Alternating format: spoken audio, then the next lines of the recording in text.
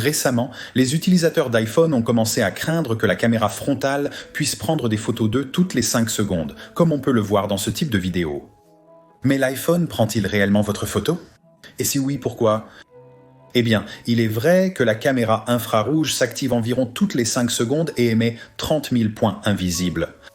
Ce n'est pas le téléphone qui prend une photo en soi, mais il vérifie ce qui se trouve devant lui. C'est une partie du système de caméra TrueDepth de l'iPhone qui a fait ses débuts sur l'iPhone X et Apple l'utilise pour une variété de fonctionnalités pour rendre l'iPhone plus fonctionnel.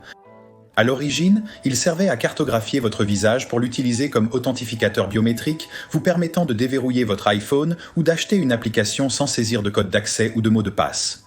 Au lieu de cela, la caméra infrarouge enverrait ses 30 000 points pour cartographier votre visage et confirmer votre identité.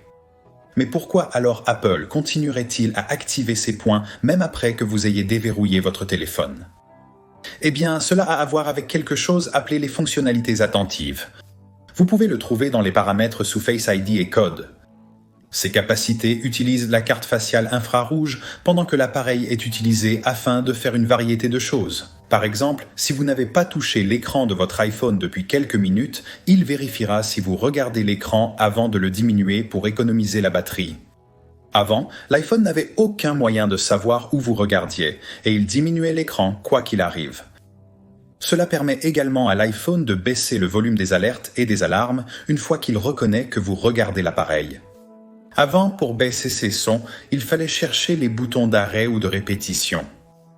Et lorsque vous réveillez votre appareil, les notifications s'élargiront automatiquement pour révéler les aperçus de messages ou les détails des événements du calendrier qui resteraient autrement cachés si votre visage n'était pas reconnu. De plus, les données de cartographie de votre visage sont stockées localement dans l'enclave sécurisée de l'iPhone, inaccessible à quiconque, y compris Apple. Mais si vous préférez désactiver cette fonctionnalité, vous pouvez simplement basculer le commutateur dans les paramètres.